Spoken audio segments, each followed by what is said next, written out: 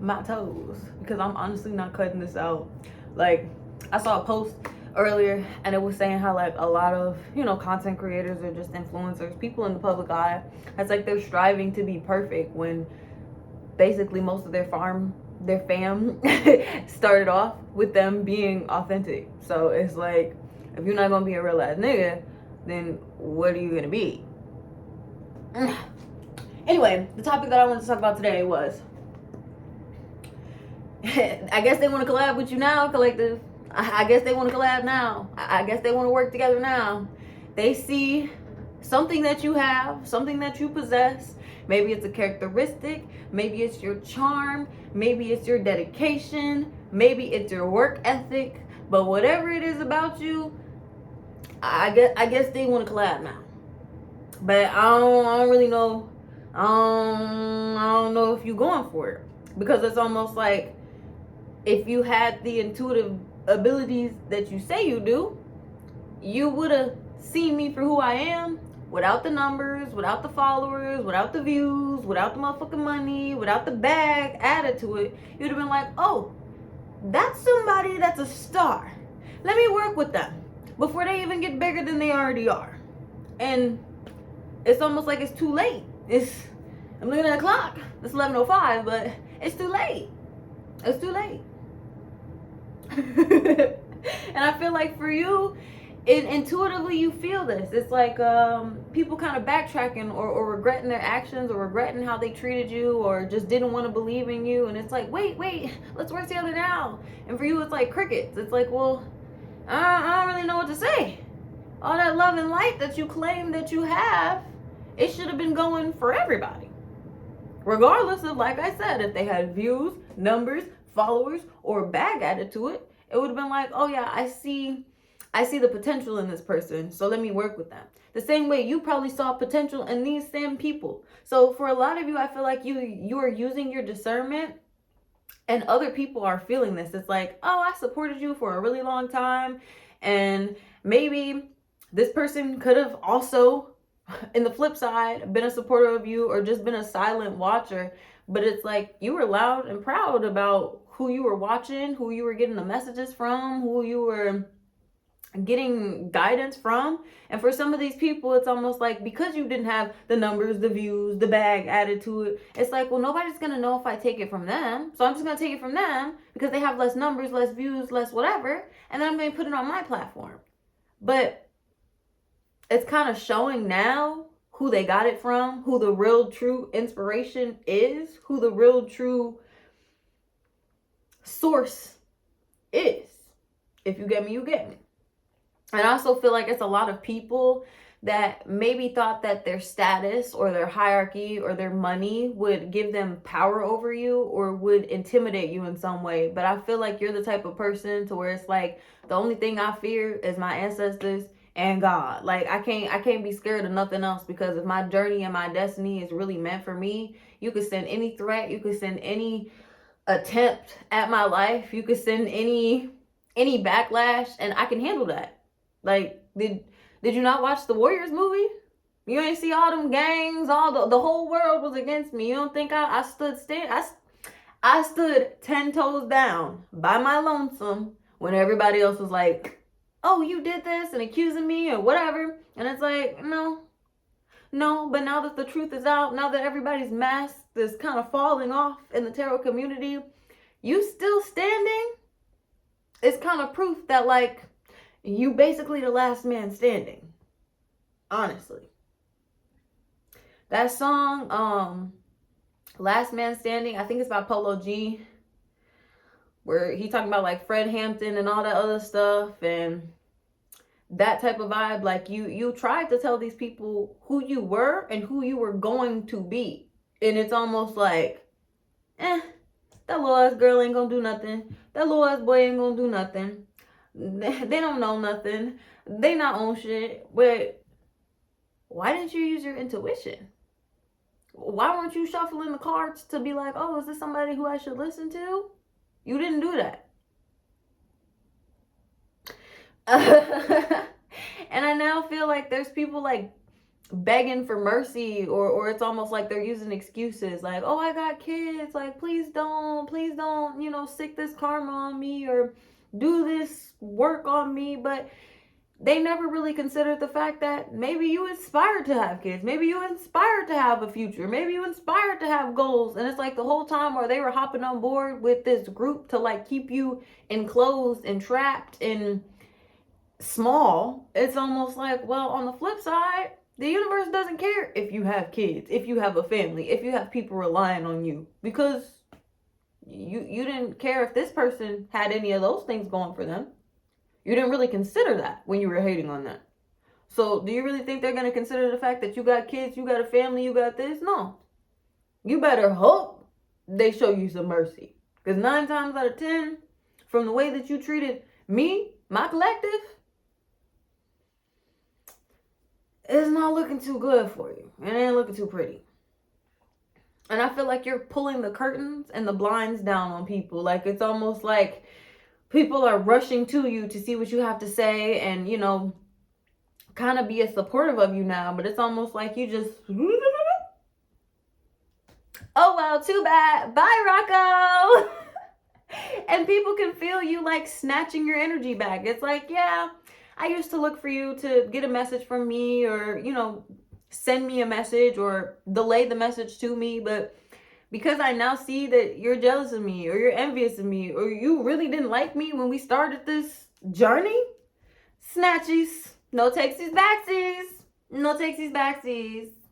And I feel like your inner child is playing a role in this as well. It's like, kids are kind of petty. They're a little, like, they are fueled by their emotions. And so it's almost like, I'm sharing my toys. Like, here are all my toys. I put them 11:11 on the clock, on my clock. But it's like you put all your toys into the sandbox and you were like, here, these are my toys. We can all play with them. Like, we can all, utilize them in some way. And because people were like, oh, you think you're better than me because you have all these toys, you have all these gadgets, you have all these gizmos. And it was like, no, I just know that I might be a little bit more blessed than others. And instead of, keeping it to myself, I'd rather share it with the world. I'd rather share these gifts with the world. And for a lot of these people, it was like, oh, well, we don't need your toys. Your toys can stay over there in the corner of the sandbox.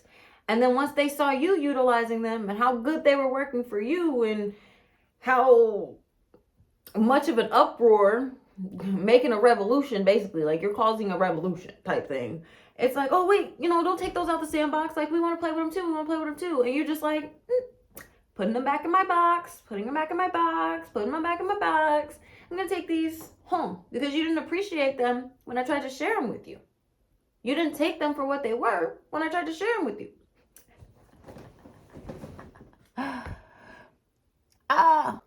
Low power mode is confirmation. But that's basically what happened. It was like, oh, you can't backtrack. Like, there's literally no backtracking. And so now that you're being pushed to a new collective, a new soul family, I feel like this soul family low-key fuck with you. You're like you are everything that they did, what they did for the youth. And so maybe you're younger than your soul family, or maybe you were a fan of your soul family for a long time. Maybe you saw them on TV, maybe you saw them online, maybe you watched them on YouTube, and it's like you are everything that they started their journey for. It's like you are the embodiment of like their baby. That, like, if you were raised by like Disney Channel or like, the big YouTube influencers and stuff like that, it's like, well, when people weren't watching me, I was watching you. And what I've become is basically a creation that you have created because I was a supporter of you. All your motivations, all your advice, all your guidance, I took it and I utilized it to my best abilities. And so now that your soul family is seeing you or finding you, they can see that you are like the literal embodiment of their baby. It's like, I'm doing this for the youth. I know I'm supporting the youth. I know there's a lot of people banking on me. And so now it's like flipped. And now your soul family is banking on you. They're rooting for you. They're screaming for you. They're trying to make you, notice that you are supported in this. And it gives me the vibe of like Michael Jackson in a way, because I feel like he never really knew how many people like loved him or were supportive of him, because it was just like he couldn't see it. It was more so that the hate outweighed the love. And now that he's gone and he's no longer on this earth, it's just like to see how many people had love for him and he didn't even know it. He couldn't even take it in because of how much backlash he was receiving on the flip side. And that's kind of how you're depicted in a way. It's like, I'm probably not going to be able to see how many people are supporters of me until they're standing right in front of me. But that also is something that people admire or envy, because it's like, regardless of if you're getting, you know, feedback for what you're doing, or if you're getting good feedback or bad feedback, you still continue to do it. And that is part of, I guess you could say, the chain reaction. Because if your soul family put things out into the universe to cultivate you and motivate you to be in the position that you are in, you're also reaching back and you're putting out things and motivating the youth and whoever else is looking up to you in that way. And so it's starting a chain reaction, is it not? And then the next thing that I had was, it's from the backyard again. Oh my gosh. I'm gonna play a little snippet so we don't get copyrighted, y'all. Let's see.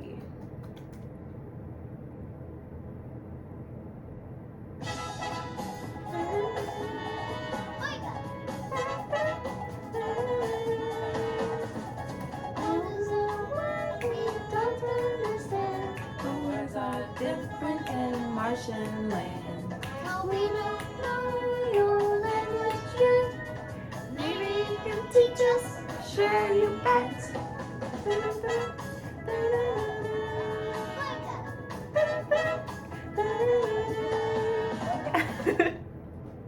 So that too, you have an energy to where it's like, if anything that's not meant for you or that tries to like penetrate your bubble, it literally like boinga, like you boing. And I also feel like you are being introduced into a community that may not communicate the same. They may not move the same way as you. They might have different words or different languages that they use for the same thing that you have or you carry. And I feel like they're, through songs, kind of preparing you for a world that maybe you never even knew existed, but you're going to be a part of. You're going to play a role in it. So even if you didn't know all of the criterias, the points, the locations, the languages of it, you're being introduced in a way to where you'll be used to it. You'll understand it better. You'll communicate better. Because even in the song, she's showing them like, oh, you use this for seat, we just say boinga. You say this for drink, we just call it boinga. You say this for sleep, we just call it boinga. And then the next thing I was getting was little Einsteins. Because I was hearing like a countdown, like 4, 3, 2, 1. And I also was hearing like the end of it.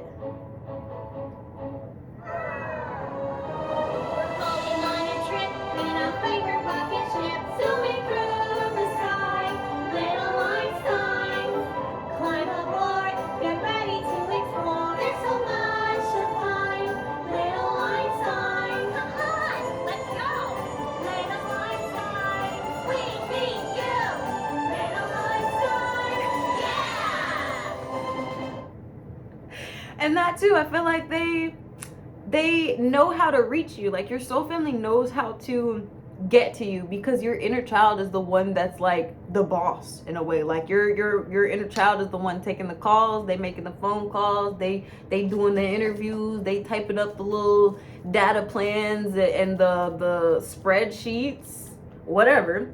And so by contacting your inner child can make the connection to adult you. And it's just giving the vibe of like, you are needed. You are somebody who has something to add to this collective, to this soul family that you are being pushed into. And so your soul family sees this, and as much as they might not be able to, you know, contact you directly or interact with you directly as of now, you're going to be getting to that point. So what I'm telling you now, collective, is just don't stop. Keep going. You're going to keep getting tested. You're going to keep having backlash for all the things that you're doing, because not everybody is going to understand it. But once again, if you understand your soul family and you see who your soul family is, or your soul family sees who you are, then you can make that connection of like, well, even when they were doing that, they were probably getting a whole lot of backlash, or people saying like, oh, you think you're better, or you just aren't going to elevate in this way, it's not going to work for you. But they still continue to keep going. And so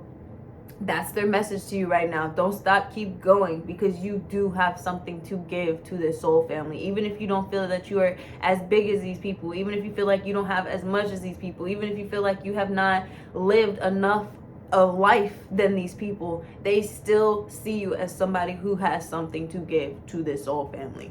And that too, I feel like they trust you more because you have not corrupted your energy by being around people that, let's say, this soul family interacts with. Maybe this soul family is a type of, soul family to where they interact with people who only want them for their money, who only want them for their status, who only want to be around them for the things that they can benefit off of. And because you don't have that mentality, even coming into your soul family, it's just like, I understand you, like I get you, and that's why I want to be a part of your clique, of your gang. Because I also was getting that song where it'd be like, ain't nobody with my clique, clique, clique, clique, clique. Ain't nobody fresher than my mug and clique, clique, clique, clique, clique. All these bad man, they want the. And then the other song, like there's literally people that are like,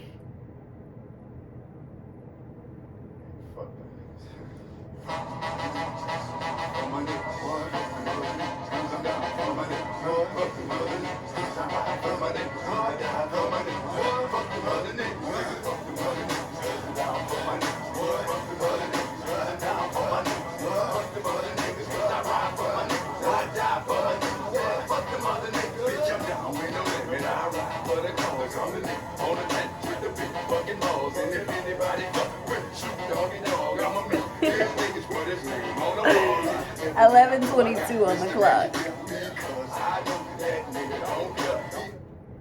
So I don't know if you like the wizard of your soul family, or you just Mr. Magic of your soul family. But that's the thing. You got the magic in you. And your soul family very much wants that on their team. They want you in their circle to help their manifestations, and in turn your manifestations will be answered or curated or begin to grow in a way. So it's teamwork, but it's also you have something to give and they have something to give back, and overall you're literally just gonna shock a lot of people by doing this. And where you end up is also going to be shocking, because I don't even think anybody's going to be able to see it coming as fast as it is. Like, you think it's going to be like 7 years from now, 10 years from now, you might be old and wrinkly from now by the time you see the fruits of your labor. But it's almost like a chariot, like rushing in 10:33 on the clock. It's like, is it 10:30? Wait, I've been talking for this long? Yeah. But yeah, it's like you might not realize just how fast it's coming in, but just keep going. I know I was a little all over the place with this, but we gonna blame this matcha, because it's got me lit, it's got me teed. I might even end this video and finish this song, rap for my niggas, die for my niggas, fuck my niggas. But your loyalty, that also is something. Even if you were supporters of these people in your soul family in your youth, your loyalty has never swayed. It's never been pushed differently. So even if these people were in the public eye and they had a lot of controversies about them, maybe they had the shade room talking about them, maybe they were in interviews and it was like, oh, you're dealing with this backlash, you're dealing with that backlash. I don't think you've ever switched up on any of these people that is part of your new soul family. It's like your loyalty is deep and it's strong. Like, they can feel the fact that you have their back in any situation, in any motherfucking, like, what are we doing today? Who's asked we meeting today? What journey are we taking today? And you so loyal about it that it cannot be ignored. It's like, that is somebody who deserves to have a spot at my table, because anybody that I put around me previously really just wanted to use me to benefit from it. But you have your own thing going for you, and I just want to collaborate. So the old soul family might want to collaborate now, but I don't even think. Oh well, too bad. Bye, Rocco. Bye, Rocco. Elmo is an Aquarius, if y'all didn't know that. But this new soul family, they fucking with it. So keep it up. That's all I got. Alrighty, bye.